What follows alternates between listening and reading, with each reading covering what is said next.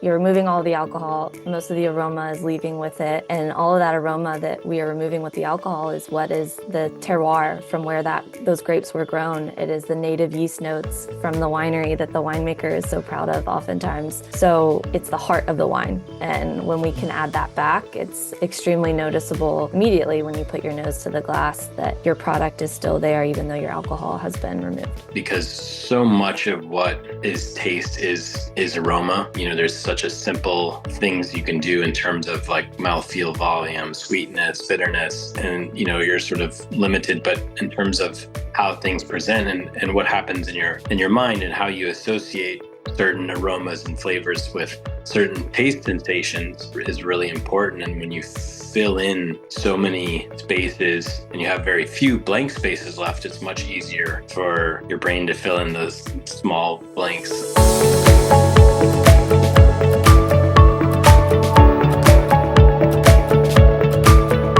Thank you for attending. We have our lovely guests here, Matt and Ella from Solos. That's an amazing company that makes this whole process, and we're going to learn from them today on how to create non-alcoholic spirits. We're going to focus more on spirits that actually deliver, on sort of the quality part here that we were just jamming about. So thank you for joining, Matt. Thanks, Ella. Appreciate you joining in and sharing this insights. Yeah, great to be here. Thanks for having us. It's a great topic. Super. So Matt, with that, I would love for people to know a little bit about you, your background. Why don't you give us a little context about your experience? I personally, have met you many times, and I know that you come from the wine industry. So why don't you give us that context, and how did you ended up in Solo, and why this space? So yeah, as you mentioned, I started in the wine industry as a winemaker. I always tell people that I'm a recovering winemaker. Yeah, so a couple of decades of making wine, but I always had an eye or an interest in low and no when I was doing that as well. And really, everything sort of accelerated for me about, I'd say, six years ago or so, when the partners I was working with at the time wanted to develop a non-alcoholic cannabis-infused wine.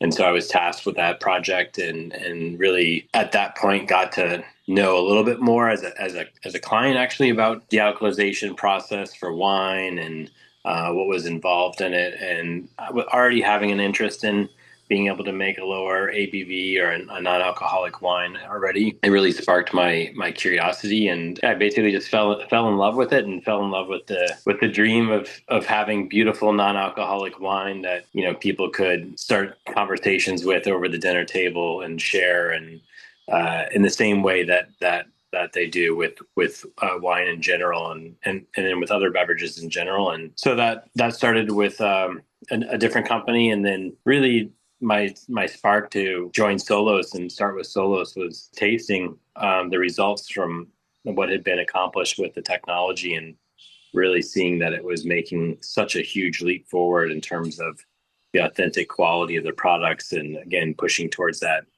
dream of having these amazing wines that just happen to not have alcohol in them. And that was the start of the journey with Solos, and it's been amazing ever since. So I'm really fortunate. I always feel really fortunate. I think of quite a bit that I get to do something that I'm so passionate about and love. So it's appreciated. Ella, you are the product development lead and research there. So could you tell us a little bit about yourself, please, as well? Absolutely. Yeah. So actually a food scientist by background here in education. But I've worked in the wine industry since the day I graduated with my undergrad degree, learning how to make wine from a technical standpoint with large companies like E&J Gallo and Trinchero family estates. But I also made a lot of non-alcoholic beverages, helping out with mixers as well as non-alcoholic wine, which was really kind of like a brand new challenge after learning how to make wine, with alcohol. So really got interested in that process and kind of the intricacies of how to rebuild a sensory profile once you remove that alcohol. And then I found Solos, and, kind of that's the story from there. But it's been a really unique experience kind of getting to not only just kind of build this new business utilizing this great technology from the ground up, but also working with people who all have that same goal in mind, is to create a really high quality product, whether that's beer, wine, or spirit. So we're very lucky to get to do what we do. Great. Appreciate both of you. So I think before we go here, just a little shout out on Solos. So just for people to know that, we are with IBWSS, the International Bulk Wine and Spirits Show, and the London competitions trying to grow this category, and more importantly, in sort of an educational way. So, this partnership is all about advocacy of this category, and we are absolutely going deeper. And this webinar is really about raising the bar. That's what we were talking about. So appreciate you guys sort of supporting the category globally with us, and especially with the bulk wine show. So looking forward to seeing Matt speak at the show as well on July 28th and 29th. So with that, let's dive into the first question, which I'm sure people are eager to hear. So what are the biggest misconceptions producers have when they first begin developing a non-alcoholic spirit? I'll start off on that one. I think, from my standpoint, I think it's you always have to frame it. What is the expectation of the consumer? It's a point for discussion for sure, but I really feel like a lot of the time people get caught up in too much focus, I would say, or too much concern over making products, non-alcoholic products that have the same effect or a taste effect of ethanol. So really what I'm saying is not chasing flavor necessarily, but chasing the burn, or let's say, of ethanol, or the way that ethanol presents and is a mouthfeel component. Too often products that get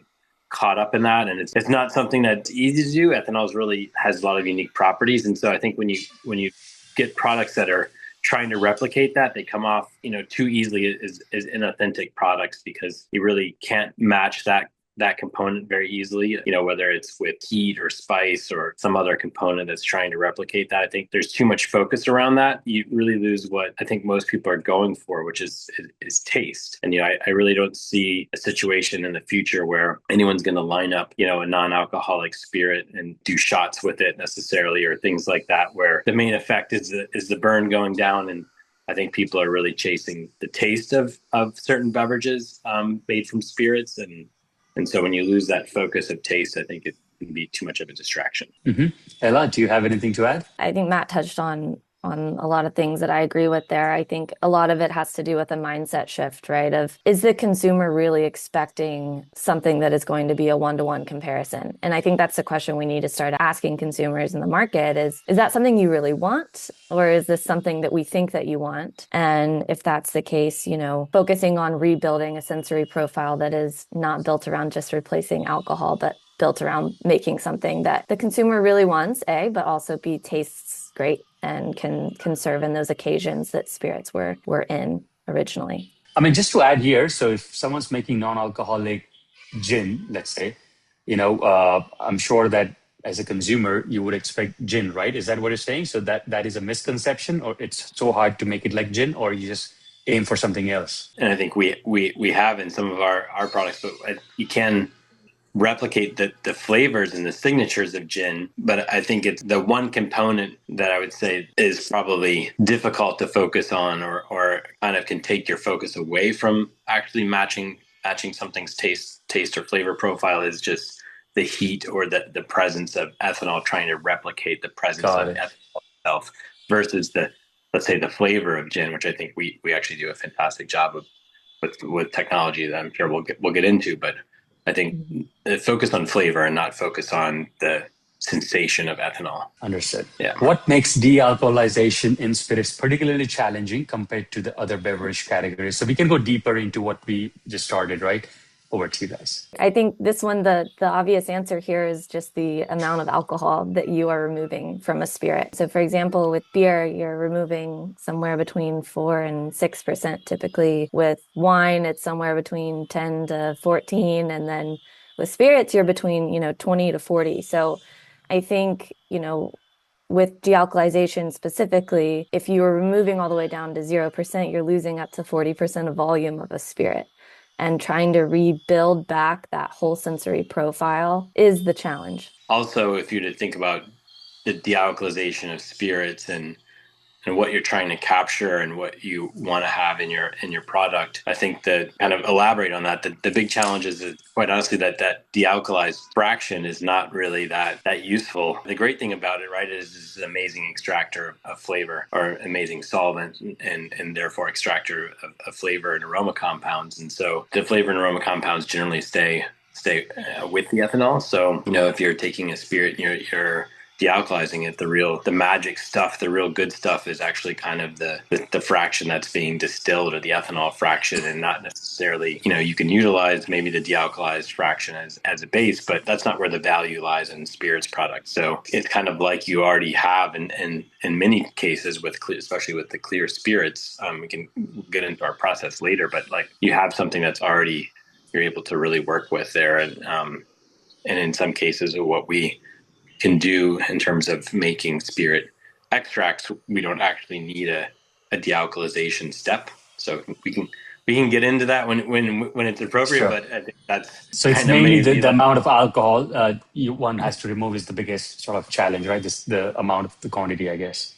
yeah, and where the flavor resides, right? Which is with that fraction, whether it's been distilled for reasons of clarity, or whether it's something we can work with directly without even dealcoholizing the product. So How does removing alcohol impact flavor, aroma, texture, and the overall drinking experience? So you can explain this particular sort of the process. a big impact, obviously, in terms of mouthfeel, its presence on the palate, the heat sensation for sure that it brings. But I think most of the time when it's removed, if it's not done correctly, then it's also the absence of everything that we just kind of talked about, all the flavor and aroma compounds that are typically either created with it, in tandem with it, or part of the product. So I think, the obvious impact is a reduction in flavor, right? A reduction in aroma and a reduction in texture, right? So therefore, I think your overall drinking experience is turned into something that is completely different from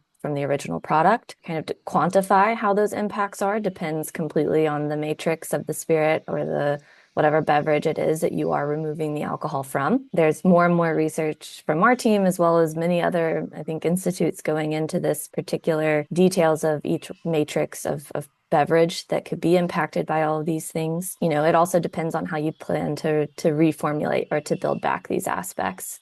For the most part, I think understanding that your product is going to be completely different and in some cases, less and more muted than it was before. I think that's kind of a good place to start. And then as Matt will touch on in the, down the line here, talking about aroma recovery is going to be a huge piece in building back these alcohol removed products. Exactly as you said. So you want to continue on this? Why is aroma recovery such a critical part of producing a high quality non-alcoholic spirit? It's building back those notes that were lost during that alcohol removal process. So in our case, for example, using wine as an example, when you're distilling a wine, you're removing all the alcohol, most of the aroma is leaving with it.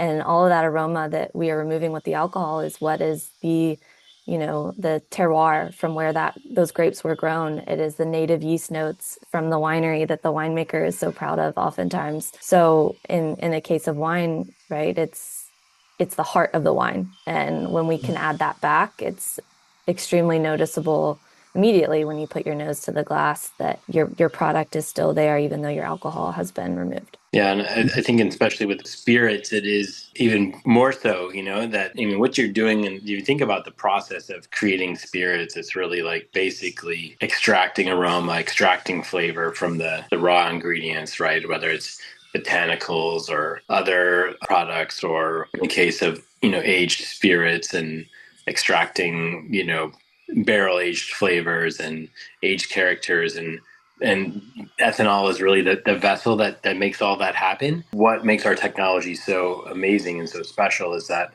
prior to Solos and prior to our proprietary methods of solid phase extraction, really anytime a product's dealcoholized, a lot of that is lost, and really makes it even more apparent when that fraction is kind of the bulk of what it is. So, beer, it's not such a big deal. Wine, it's definitely more important. And spirits is kind of like the ultimate, where that is the product, flavor and aroma compounds and everything. That's what kind of makes the spirit. And so, dealcoholizing something like that, there's really not much left over. As I was saying earlier, sort of like the dealcoholized fraction is not really that interesting anymore. And so aroma capture allows us to keep what has been created in that process and what has been extracted in that process through solid phase extraction. So, which is not something that's really possible in doing in a vapor form, which is kind of, things get in the distillation process, right? Things are being vaporized in the distillation process. So solid phase extraction is what we do, and that's what our process is, and it really just allows us to keep all of those amazing things that were created and keep the complexity. And I think this is the real key of why these things are so hard to build, from like a banquet table of natural flavors, and to try and recreate some of these products. I think, we just don't really even know and understand the matrix of how all of those flavors work together. And maybe we're talking about hundreds of compounds, and ones that are maybe even really very difficult to analyze if you're to look at it from like a scientific analytical perspective. And so I think what we have with aroma capture is a way to just sort of take that and fingerprint it, for lack of a better term, or blueprint it, and capture what's been created rather than to try to reconstruct something.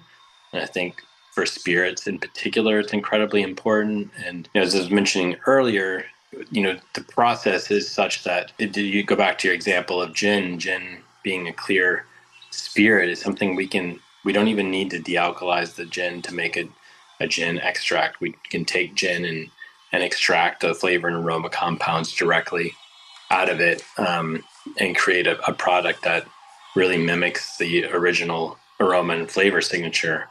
And it's just an awesome thing to be able to do, and really brings such an authentic character to these low and no products or non-alcoholic products, to match this kind of original flavor profile of the spirits. Right. Matt, Ankita has a question. Someone Yeah. has asked, so it's on this subject. So Ankita, you can ask. Yes. So this is asked by Ed from Proof No More. He's asking that at Solos, are you using other ways to build up wine and spirits after you de-alk it? So basically, he's asking that there are common things like grape must for wine, gum, arabic, glycerine. And he's aware that flavor chemists in overseas are using proprietary natural blend as well. So is this an approach Solos do too, or there's something different that you do? You want to take that one, Ella? Yeah, absolutely. We're aware of all of the additions that you can add to build back or at least, the most common ones, right? We have the ability to add concentrates, can be a huge impact with wine specifically to build back some of that mouthfeel, as well as balance some of the acidity that tends to bring itself out in the dealcoholization process. But, I think right now we've been really focusing on building our service, which is the dealcoholization piece. But we do plan to offer some product development assistance in the future. I think it's just going to be learning from the industry and really trying to learn from each other and create this environment of innovation with everyone who's kind of in this boat of trying to create a really high quality product. So yes, gums and glycerin and all of these additives are being used and they're effective, but we're also wanting to put our heads together to come up with the next thing, like our aroma capture technology, which is really moving the needle in the right direction. What's going to be that next innovation that's going to help with this formulation assistance in the future? I think there's a lot less to kind of expand upon that. I think there's a lot less to do when we utilize aroma capture. There's a lot, it's an easier task to sort of quote unquote rebuild products, whether it's wine or spirits, because so much of what is taste is aroma. There's such a simple things you can do in terms of like mouthfeel, volume, sweetness, bitterness, and you're sort of limited, but in terms of how things present and what happens in your mind, and how you associate certain aromas and flavors with certain taste sensations is really important. And when you fill in so many spaces and you have very few blank spaces left, it's much easier for your brain to fill in those small blanks. One example would be, the smell of, let's say, honeysuckle or something like this that tricks you, or not tricks you, but makes you feel as if you have sweetness, even if it isn't there, or if it is there, it heightens it. So many other examples like that, where having that aroma piece kind of filled in, it really makes that work of rebalancing products a lot easier. We'll keep going. What techniques are most effective for preserving flavor and aromatic complexity during dealcoholization? So we are looking for answers here, I think. Nice. This is a good frame to look at aroma capture and at what Solos has, and it's very challenging to capture things, as I mentioned before, when they're in this vapor phase, right? So when you are, I think it's important to like talk about the process of dealcoholization as well. There's multiple ways to dealcoholize products. We utilize vacuum distillation for a number of reasons. In that vacuum distillation process, basically you're distilling a product so that you're vaporizing fractions. You're doing it under vacuum, so it is at a low temperature, which is helpful for preserving the product.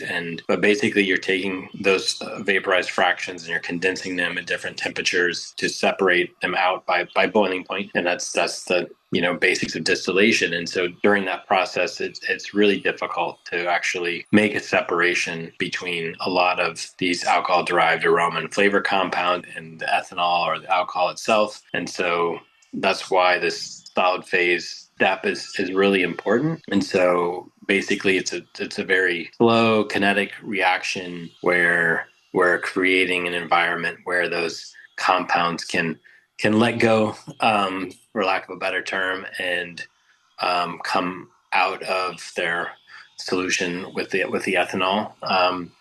And so that process happening separately away from the dealcoholization process itself is really key. And so it is very difficult to have that done effectively during the dealcoholization itself. I have one question in the chat, so I'll just quickly ask, what temperature do you expose the liquid up to?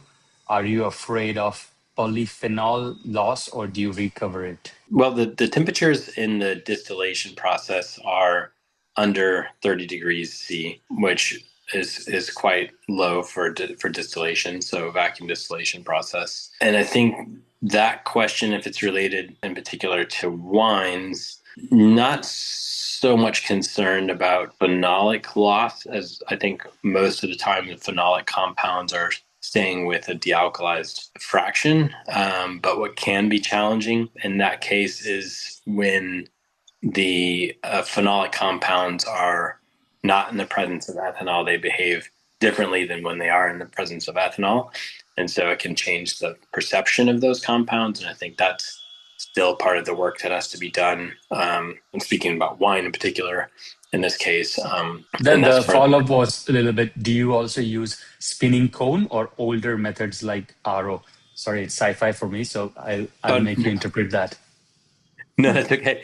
So we use vacuum distillation, and I think we can talk about it a little bit here. I think it's a good thing to fill people in on, and that is, so there's a lot of misconceptions around some of these methods, and I think to kind of clarify a little bit, so there's basically two camps of ethanol removal. You have vacuum distillation, and you have reverse osmosis, or maybe even sometimes forward osmosis. But basically, that's a membrane method where you're basically have a membrane that is selective pore size that's meant to only let certain compounds, or in this case, ethanol, through it, even though other things do go through. And then you have the vacuum distillation methods, which I was kind of describing earlier, where you're separating ethanol by boiling point.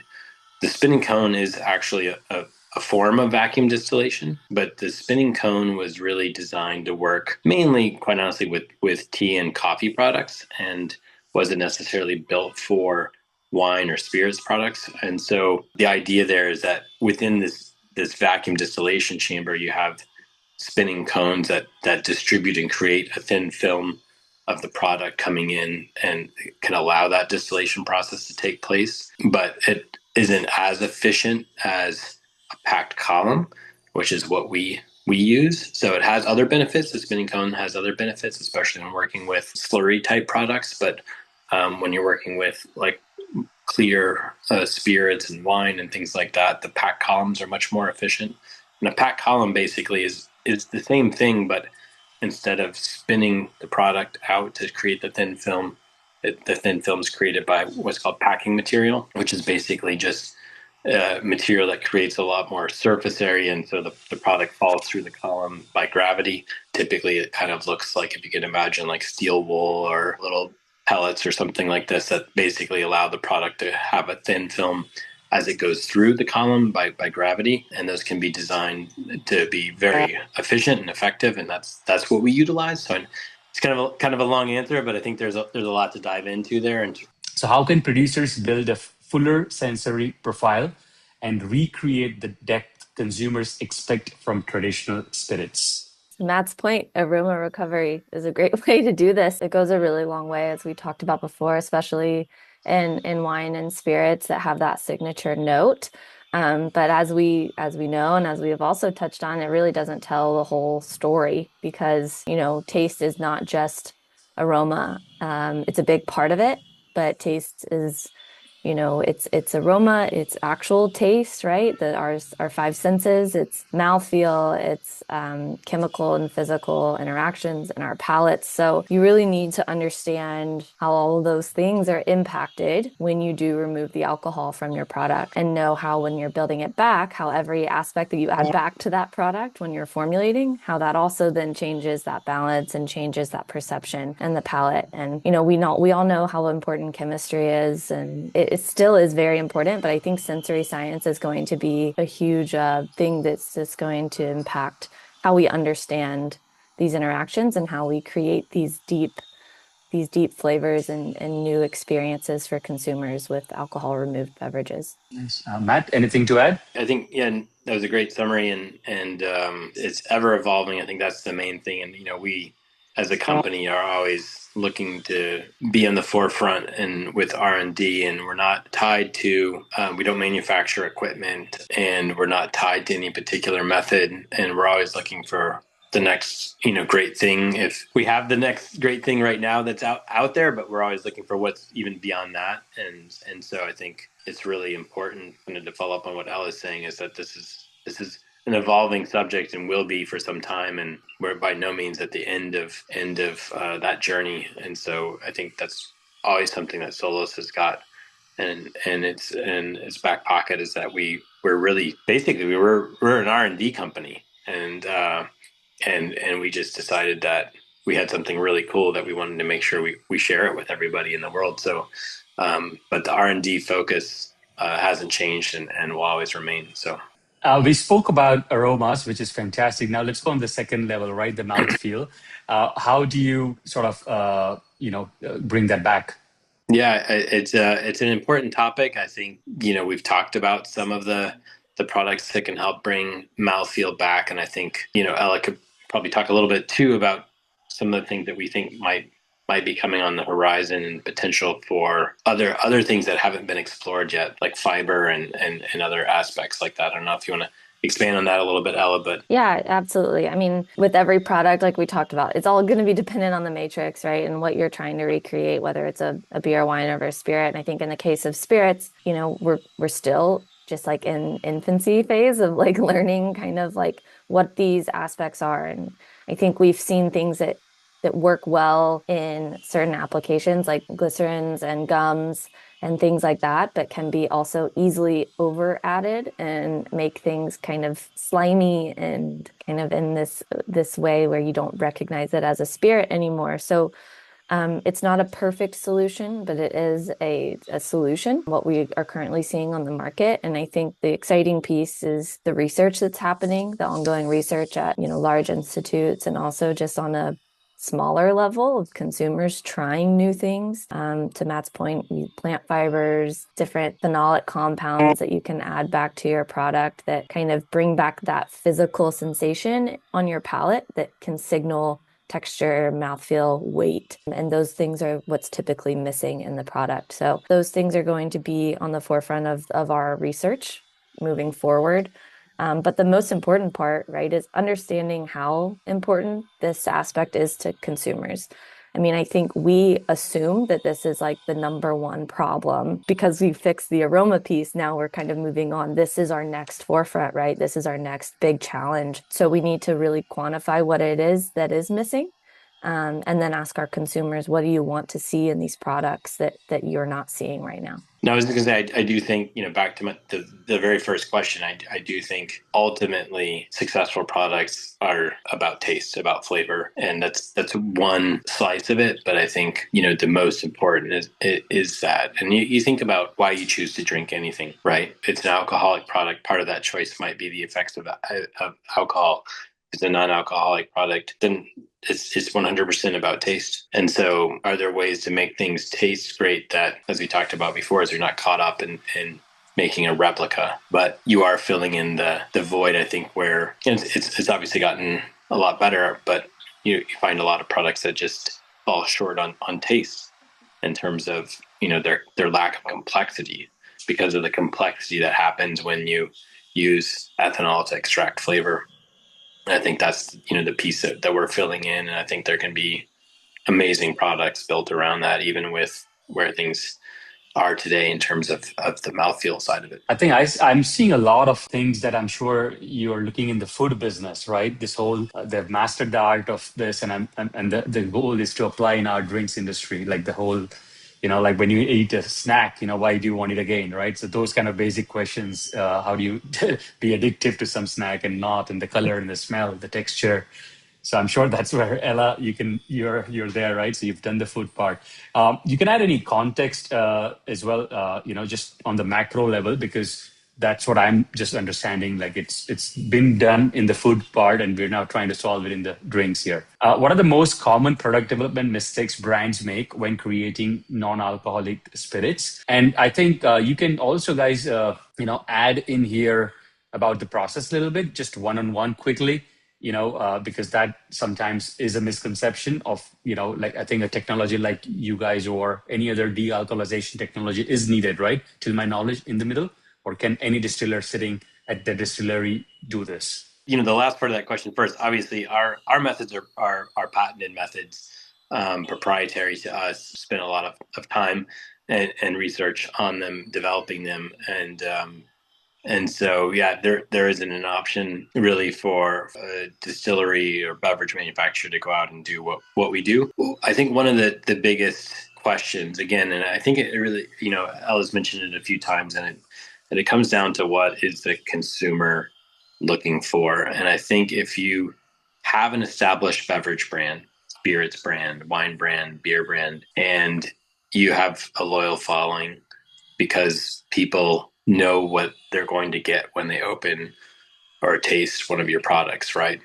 If it's, Matt's Distillery, they know what Matt's gin or Matt's whiskey is supposed to taste like, and that's what brings them back to it. Like they want that. They are like, I enjoy that. I like that taste. I'm going to go and get that product. And I think where things can get off track, it's Matt's Distillery, and I'm going to go make now I really think I want to be in this non-alc space and this or low ABV space, is to go and make a product that doesn't deliver on that expectation to the consumer, where it doesn't taste at all like the other products that I've made. And because it is something entirely new, and I think that's where our technology can really come into play, is that we can help brands build extensions of the current products, because we're not rebuilding products necessarily.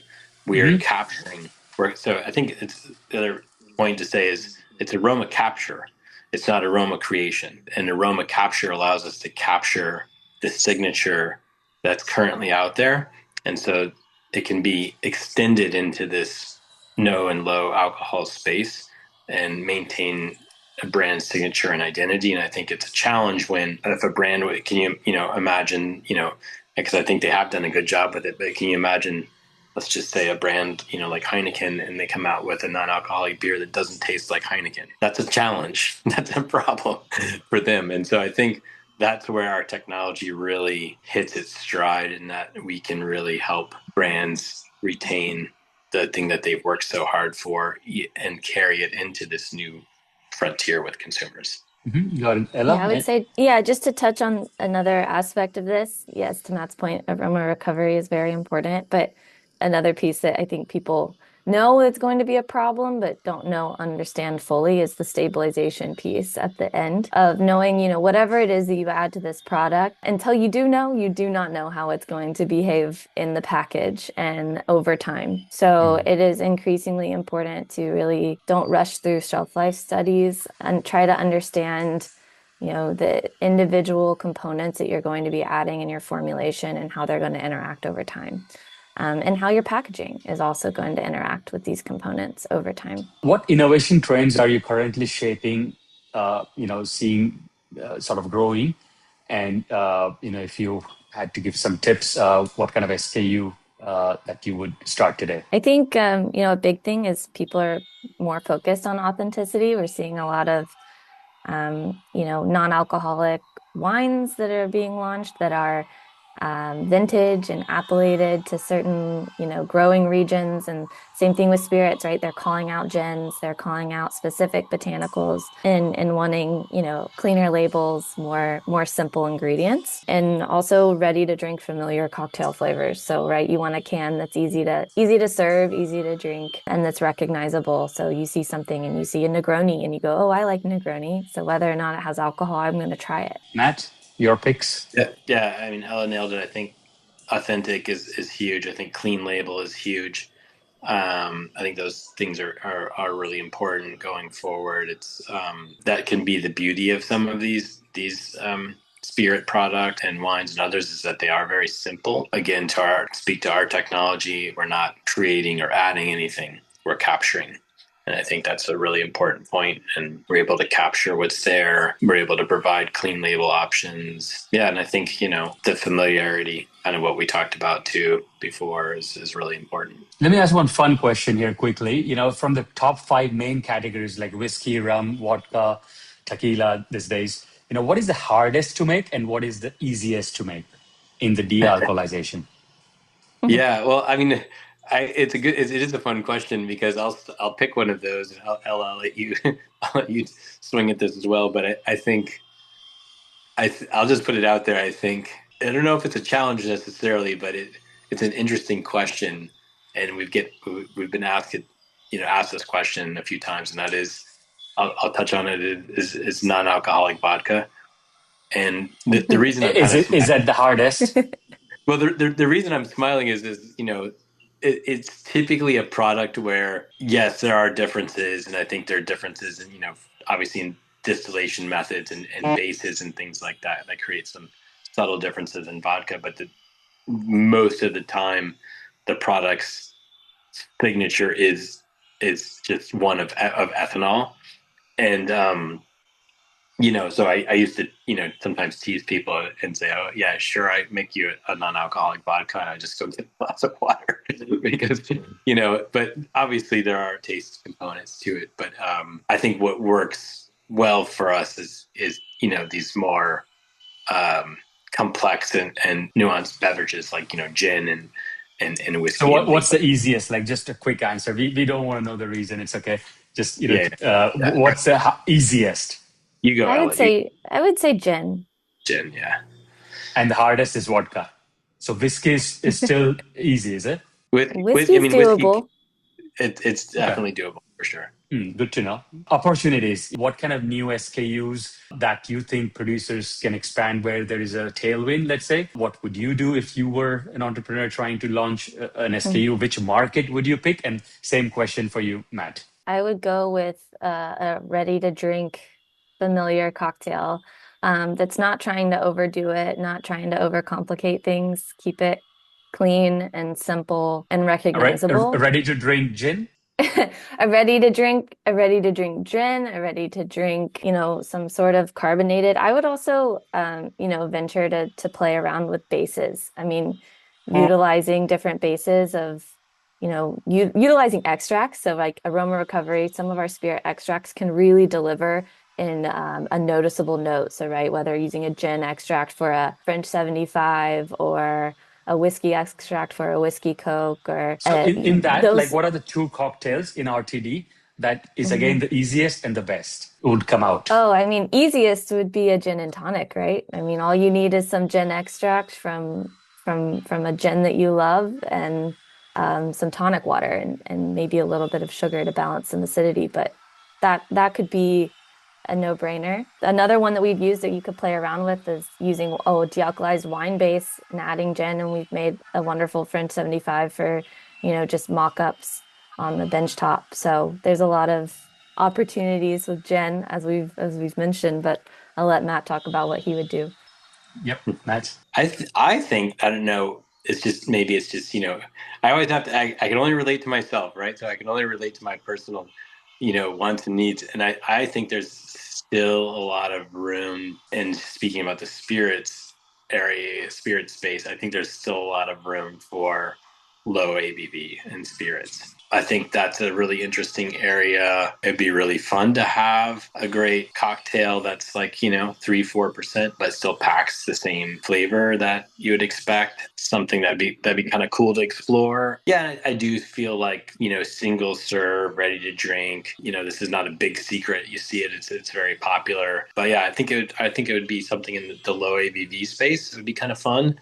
And I think there's a lot of really interesting areas to explore in terms of like vermouth style beverages. And I would just get really weird. And maybe it's just me, but I would just get really weird and really fringy with it. Because I Nice. think there's room for that stuff.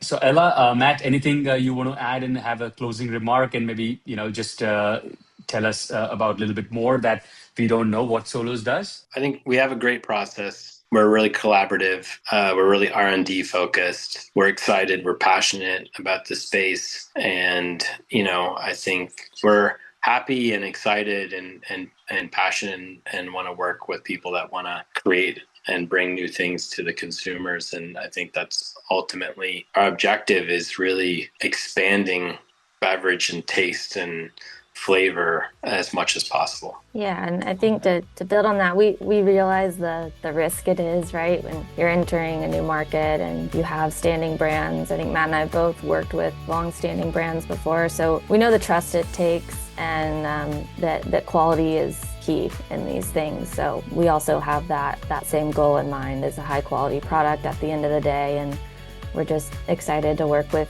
people who want to delve in this new market with us.